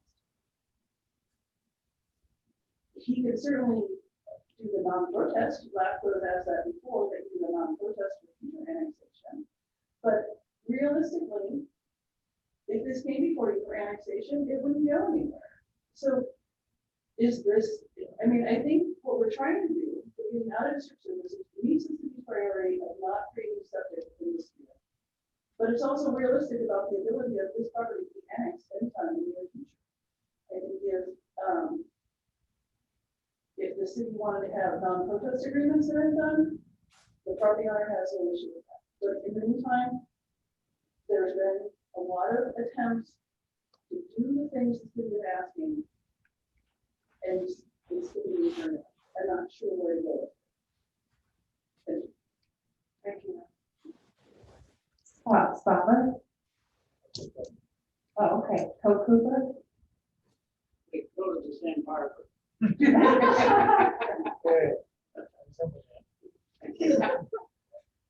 Mayor Velasquez and city council members, my name is Code Cooper, and I've been a resident of San Diego County for the past 46 years. I've not only followed this project intimately for the past 2.5 years, but I've been involved in many of the meetings with both county and city staff, the civil engineers, legal counsel, and a host of other entities as the applicant has tried tirelessly to meet the wishes of everyone. As originally proposed, this project sought for approval of 20 one-acre lots, which is consistent with county requirements. One day prior to voting for approval, and after nearly 1 year of engineering, required studies and waiting for input from the city of Hollister because it fell within their sphere of influence, the city of Hollister requested more time to submit their input. This was granted by the County Planning Commission. Then, after meeting with city staff, it was mutually agreed that the applicant should increase density to half-acre lots, provide for BMR housing, and to pay to have a sewer line brought all the way to the parcel as the city wished to increase the number of patrons utilizing the new sewer plant. It is my understanding that the sewer plant is currently at less than 50% capacity, and hookups help to spread the cost over a greater population. It is also worth noting that the city has approved several similar extension projects in the recent past. Now, the applicant is here tonight because apparently some are unsure if they want this project connected to the sewer plant, which would force it back to 20 individual septic systems as originally planned. I, along with the applicant, request that this extension finally be approved. It makes economic sense to both homeowners and renters. It also makes ecological sense that the water is treated prior to returning to the aquifer. I encourage you to approve this resolution. Thank you. Thank you. Thank you. Elliot Sanchez. Thank you. I'm sorry, Elena. I don't know why I do that. I've done it twice. Elliot, you get married? Good evening, council members. I followed this project for a few years already, and here's the mistake that was made. I am guilty of the same mistake. When I came on board, continually coming to council meetings, it was because I was trying to get cannabis to come into the economic development of bringing cannabis industry to Hollister. And what do you do when you come into a new city or a new county? You go to the supervisors or you go to the city council and you go to the mayor. Because the mayor is the head of the city council. Well, the mayor is the chair of the city council for the city of Hollister, because this is not a charter city and the mayor does not have any power.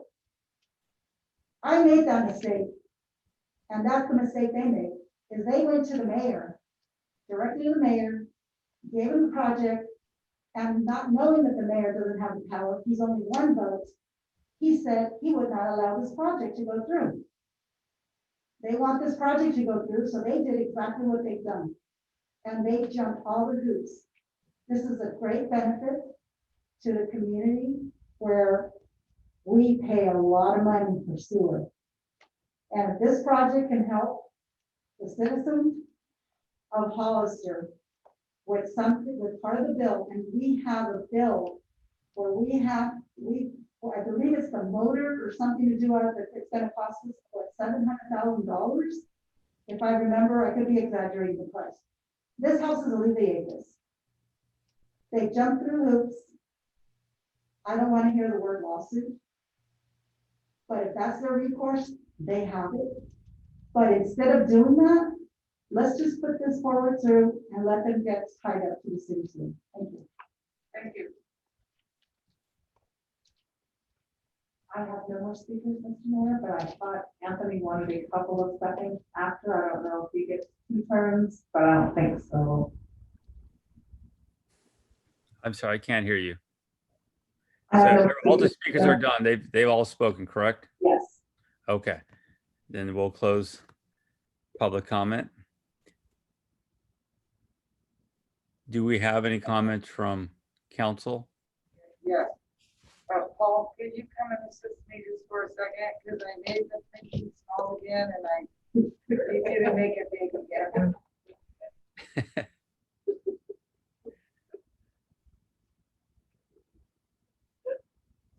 speed on the drive. Okay, thank you. Okay. Well, I wanted to clarify my position because it's here again, so I'm gonna clarify again that I have a different stance on development than some folks here. I'm not afraid of development, and I'm not a hater of development, but I am a fan of orderly development. So I'm glad that the applicant and acknowledged that septic tanks, are a violation of policies both within the county general plan and the city of Hollister. So it's good to see we acknowledge that. I'm going to talk about this letter that was dated June 15th, 2018 to the County Planning Department from the Development Services Department Planning Division of the city, authored by Eva Kelly. It says it all for me. I hope that you guys understand and you read it. The city made it out pretty clear here on this development on why it's not a good idea to do it in the county. As far as the arena, the density is too low. Those 2 or 3 units don't do anything for us. The problem with this is that you're trying to do it in the county when the city would have a much higher density, it would be a better use for the land, and you would get much higher arena numbers out of it. Give me a second here. So this property could support 160 dwelling units, which would support the needs of the community much better than a project that only proposes 20 units. Moving on to the parks. So the parks. So there is no open space park area proposed in this project site. The initial study states that the property would be annexed to the city of Hollister in the future because it is located in the sphere of influence. However, the development will create an incremental demand for recreational facilities and programming in the city of Hollister. However, impact fees could be collected by the county and would not contribute to expansion of park facilities once it's within the whole city of Hollister. The 20 acre site and an average density of 6 units per acre is encouraged by the city would require parkland dedication and construction of a minimum of 2 acres on the site. It's even more than that now since 2018. So even though they're going to pay fees, those fees are not coming to the city of Hollister, but we will end up with a park that we have to pay to maintain. Parks cost a lot of money. The money has to be there for the maintenance, not just the construction, but the maintenance.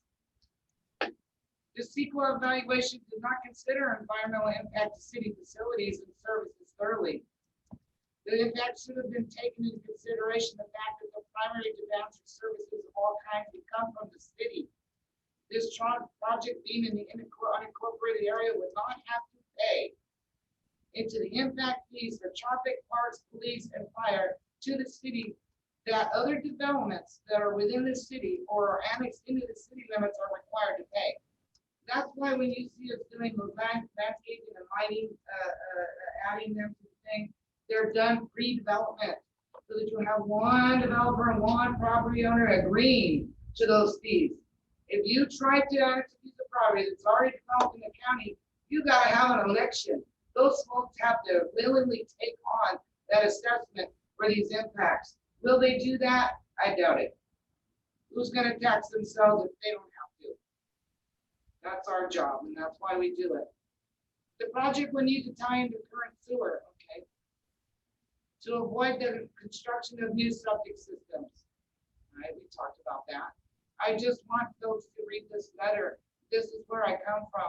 It talks about transportation and circulation, and it goes in depth. It doesn't line up with our circulation plans. It comes out, it's offset on Santa Ana. Let's see. Does not show consistency for existing and proposed bikeways within the surrounding Hollister. This is dumb growth. This is what the mayor's always talking about. There's a smart way to do it. You got to tie it in. It needs that connectivity, not just for vehicles, but for pedestrians and bicyclists. The environmental analysis did not evaluate the consistency of the project within the circulation element. So I have nothing against development. This is my opinion on this property. It's just too early. We have property in between this and the property, the city limit line to the west. And this property has a big gap. Yeah, we have a big gap over there in Los Altos. That's why we should have never been doing those. You just do the annexation, and then you don't have this problem. You have a subdivision that's built to county standards. You're trying to annex it into a city that has urban standards. It doesn't work. That's why we haven't been able to do them all. So you don't compound this by making the same mistake. Because this does not pencil for the city once it's developed and annexed. Those are my comments. I'm sticking to my guns here. Thank you so much. Thank you. Any other questions or comments? No?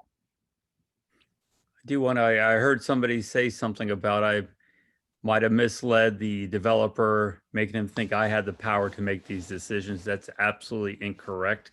Every developer in this community knows I don't have the authority to approve or disapprove any projects. It's a vote of 3 that make that decision. So just want to make sure for the record, everyone understands that never happened.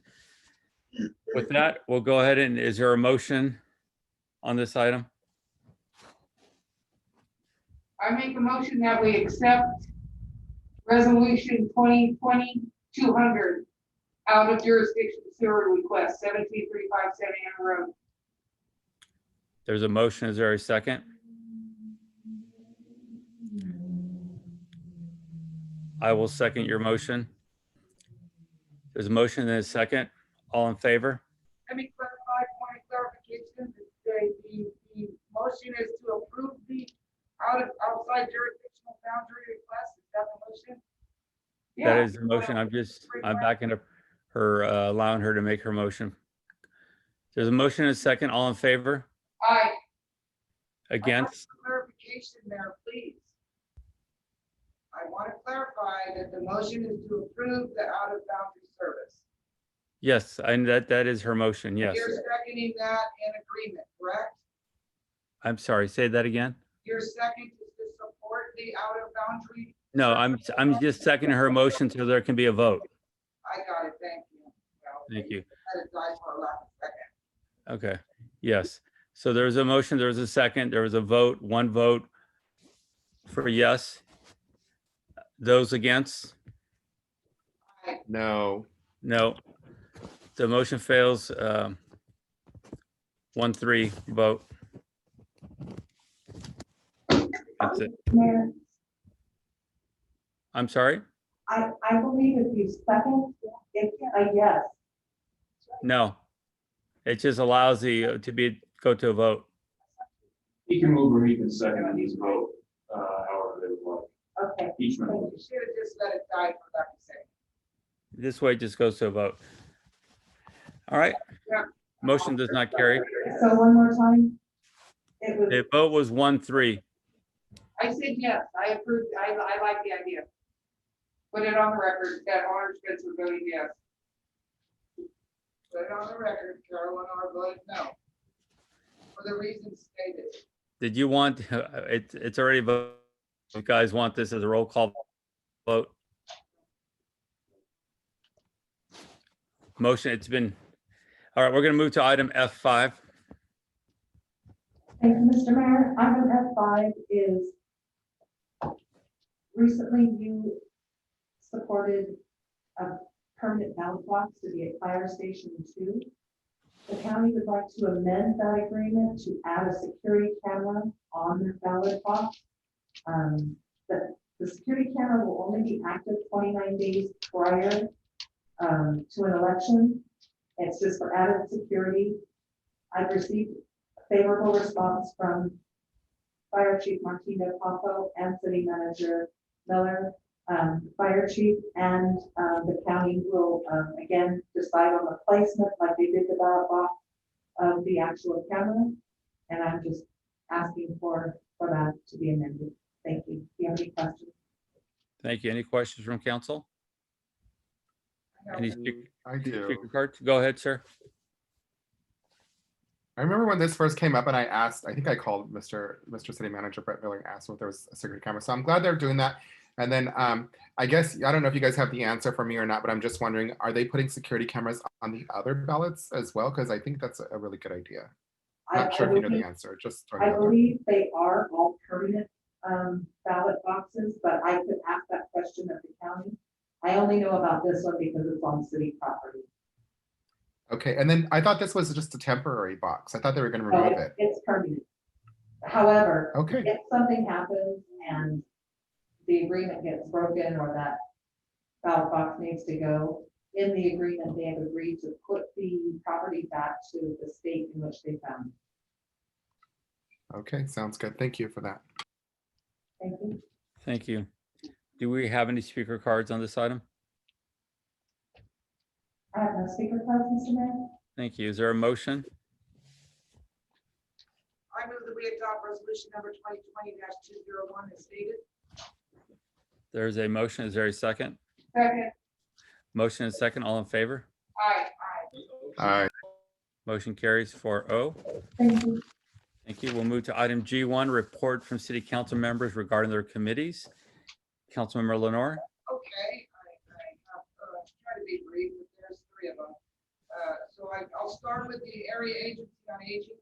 Had a meeting on September 16th. They reported that to qualify for additional CARES Act funding to fund some ADRC. ADRC is Aging and Disability Resource Centers. So they did perform, the AAA did perform a rapid assessment interview with Pauline Valdivia at the Senior Center, who was also is a core partner in the ADRC. The report was sent to CDA, the California Department of Aging, on August 31st. And the rapid assessment addresses things like workforce, population, and service capacities in response to COVID-19. Okay, moving on to AMBAG. I had a meeting on the 9th. We extended an MOU for the Central Coast Coalition. MOU, which purpose is to increase awareness of the US 101 corridor along the Central Coast as a major economic asset to the region and to secure investment for its improvements. The coalition consists of Santa Barbara County Association of Governments, San Benito County COG, Transportation Agency of Monterey, San Luis Obispo COG, the Santa Cruz County Regional Transportation Commission, and AMBAG. The group has been meeting since 2010. The new MOU is for the period of July 1, 2020 through June 30, 2025. Okay, and then also we discussed the AMBAG adopted, we discussed the Metropolitan Transportation Plan Sustainable Communities. AMBAG adopted the 2040 MTP in June 2018. The federal and state law require that AMBAG prepare a long-range transportation plan every 4 years. So in accordance with state and federal guidelines, the 2045 Metropolitan Transportation Plan is scheduled for adoption in June of 2022. And then last, I had a very delightful meeting as always with the Water Resource Association. And I got just a short thing here, but it's very important. Because we know water, the thing was on. So we know that water is the most important resource, and we know that. So I wanted to make sure when I relay this, so I got it right from Sean Novak today. I got a little refresher. So he stated that I asked him about the groundwater management plan, but he replied that the chapters are being worked on now for the groundwater sustainability plan to meet the requirements of the Sustainable Groundwater Management Plan. That's the SGMA. We hope to have it completed and draft by 2021, July 2021. And they're also working on the Urban Water Management Plan that is updated every 5 years. This is a joint effort between the city, Sunny Slope, and San Benito County Water District. In addition, the Agricultural Water Management Plan is due for San Benito County Water District. There will also be due around July 2021. So the COVID interrupted them a little, but they got a lot of big projects coming in the way of water, and they do a good job over there managing our water. I know that they've done a great job, so I look forward to everybody working with them. I did, and they do know that I'm a short timer. That was my last meeting. I thank them so much for letting me participate in their meetings. I'll thank the mayor for placing me on that, but I did thank them. I learned some stuff, didn't really make a lot of hard decisions, but you know, I made some and made some comments. But there is a lot of water work coming forward, and that'll be for your next council to partner with this agency, and hopefully the representation will stay strong from the council over to the Water Resource Association. And those are my reports for committees. Thank you so much. Thank you. Vice Mayor Spencer, No report. Councilmember Resendez. I don't have anything to report, but I do want to say one thing. Whatever it was, I'm assuming it's Paul or Councilmember Lenore, you guys did in the middle of her report to her microphone. It was very helpful. It came across nice and clear. And then I'm probably going off track here, but Carol, you have really been dedicated to all your committees. I'm sure they were glad to have you, and your reports that you brought back have been very informative. So thank you for that. I'm going to miss that. Thank you. Thank you. I don't have any reports from any committees at this time. We'll move to item G2, informational reports from City Council. Councilmember Lenore. Just a real quick comment. I did get another comment or two on the garbage downtown because there's so many more people using it. I just want to make sure that Recology is doing the extra duty there. I don't want to see any overflowing garbage cans, and we got to get those sidewalks clean more often. I'm sorry, I hate dirty sidewalks, and it's not good when you're eating. So we can pay attention to the sidewalks and no overflowing garbage cans. Mayor, can I respond real quick? Starting on October 12th, Recology will be collecting the trash Monday, Wednesday, and Friday instead of currently Tuesday and Friday. So that should improve. Thank you so much. That's all I have for that kind of stuff. Thank you, Vice Mayor Spencer. I have nothing. Councilmember Resendez. I do have something to report, and I'm hoping you guys would support me on this. It's a little bit selfish on my part, but I think we're headed in the right direction. I went out of town this past weekend and to an area that's very dog friendly, San Luis Obispo, and even the hotels are very dog friendly. The restaurants are very dog friendly. I've noticed that since we have like outdoor dining, we're already having people bring their little dogs. I just think it would really help out with not only tourism, but animal lovers like myself, if we can adopt or look at adopting an ordinance that will support us having a dog-friendly downtown area / hotels, anything we can do to do that. I've had conversations with Brett about it, and I wanted to bring that to you guys and see if you can possibly consider that in the next meeting or so. And I think that's it on my part. Thank you. Thank you. I want to invite everyone on Wednesday, October 7th, 11 a.m. We're going to have the ribbon cutting for Highway 25. So that big day is finally here, and I'm inviting everyone out to come join us for that COG event. And again, it will be at 11 o'clock on Wednesday, October 7th. So I want the public to know this is a $241 million project, something we've been working on for years, finally got approved. Come see it to believe it. Good day. Thank you. Mr. Mayor, where? Oh, I'm sorry. This is going to be at the park and ride at the along Highway 25 where the range is. Thank you for bringing that up. Please, Mr. Mayor, one other announcement. It was kind of significant for me as I spent considerable time on the 400 block project. I was honored to be part of the groundbreaking for the Epicenter, which is the building that the Community Foundation is building at the very generous philanthropy from the Wolf family. So I was there. It was a nice end to the long process from supporting it at Planning Commission to coming to support it on council, and really got a good vibe for that center. I think the city will be happy with that project, and I was honored to be part of that groundbreaking next to Leon Panetta, our Congressman Ana Caballero, Senator, and Assemblyman Rivas. There was a lot of good speakers that day. I just wanted to say good luck to them. Thank you. Thank you. And I did get the address now. It's 1950 Balsa Road. It's in front of the San Benito County Sheriff's Office Training Center, the gun range in the outdoor parking area.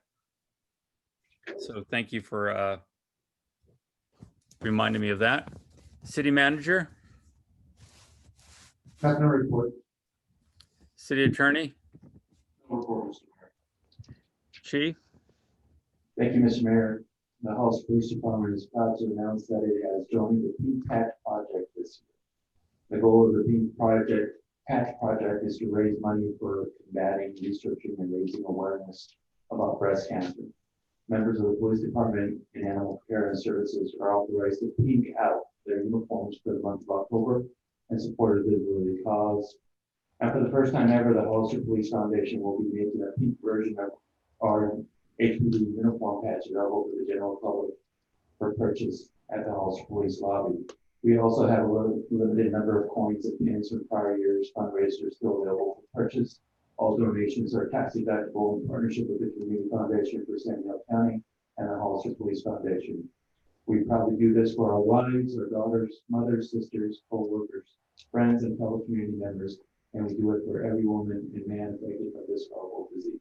Thank you. thank you. City clerk, I have nothing to report. thank you. We're going to move on to item G3.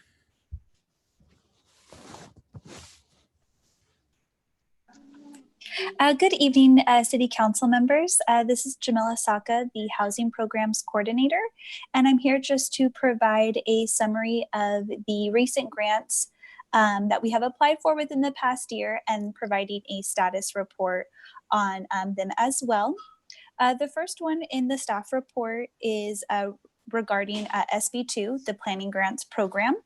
At this time, we are currently drafting the request for proposals that will be submitted. They will next need to be reviewed by our city attorney.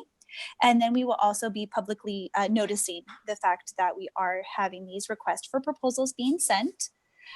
We do have some ideas to be able to save some of the money and be able to use it for larger things, and potentially doing some of the work related to the inclusionary policy in-house as well, and to be able to use some guidance from other like surrounding jurisdictions and what we have been able to work on and review with other agencies that are providing inclusionary housing as well. The second grant, and so, excuse me, let me go back to SB2 real quick. I just want to let you know that we do have the standard agreement. So that one is $160,000 that we'll be able to provide for our specific things we applied for, such as updating our ADU ordinance and then updating our website as well. The next grant we just applied for back in the end of June. Unfortunately, there has been a lot of delay with the state. I emailed them late last week and they said they are still in the review process. So they do not have a timeline as to when we will receive our standard agreement. They're hoping within the next month or two. So I apologize, we will not necessarily have that funding yet, but it's okay that it's delayed slightly. This funding will be used towards our housing element for our sixth cycle. So we still haven't finished, working with AMBAG and our local COG for starting that process. So it's okay that it's a little bit delayed. I'm just really hoping in the end that the state will adjust their timeline accordingly as well. The third one that we are in the process of applying for is called REAP, the Regional Early Action Planning Grant. So this one is administered through our local COG, where we will be completing an application and submitting it to them. And then our COG, along with the local AMBAG, will be submitting an entire application to the state. So we just received the application at the end of September. And we are planning to provide the staff report and resolution at the next city council meeting. And then the entire application is due November. In addition, because we understand that housing elements at times, can be expensive, we do anticipate to apply for this grant towards our housing element expenses. The next grant that we have applied for at the end of August is our community development block grant related to COVID. So this was a joint effort between the city of San Juan Bautista, the city of Hollister, us, and San Benito County, where we have applied for rental and utility assistance for individuals who have been impacted by COVID. Like I stated, we did apply in late August, but we are still pending confirmation and receiving a standard agreement from the state. I'm not sure on a timeline on that. I plan on sending out a request or an email to get an update, hopefully this week. I just wanted to allow some time. I know the state has received a lot of applications for these various grants. The next one listed in the staff report is the acronyms PLHA, or Permanent Local Housing Allocation. This is a portion of the second year funding from SB2. At this time, we have not applied for this grant. I'm anticipating to apply in the next notice is, I believe January is what it shows on the calendar, but with COVID, things may possibly be delayed. With this grant, like I stated, and like it's shown in the staff report, it is something that we can apply on an annual basis, but we do have to have a 5-year plan. So that's something that I think working directly with staff and our city council is something that I would like to do in the next few months, and hopefully bring more detailed reports related to this grant so that we can be able to get feedback, because the intention through the state is to be able to have, like I said, a long range plan. So it's not necessarily a grant that you apply for annually and you're changing your plans or you get to adjust. It really is something that when you apply, you are showing to the state what you intend and what you would like to do. That completes the end of the report provided from the staff report. I just want to know if there are any questions, comments, or anything that I can help provide in further detail. Thank you. Any questions from council? Do we have any speaker cards? Thank you very much for the update. Okay, thank you. Thank you, Jamila, and to all the staff. Thank you so much for all your We- work. Thank you. We greatly appreciate it. Thank you. Thank you. Item H, I, J, and K, there is no business. Is there a motion to adjourn? So moved. There's a motion. Is there a second? Second. Motion is second. All in favor? Aye. Aye. Aye. Motion carries. Thank you, everyone, and have a good night. Good night, everyone. Good night.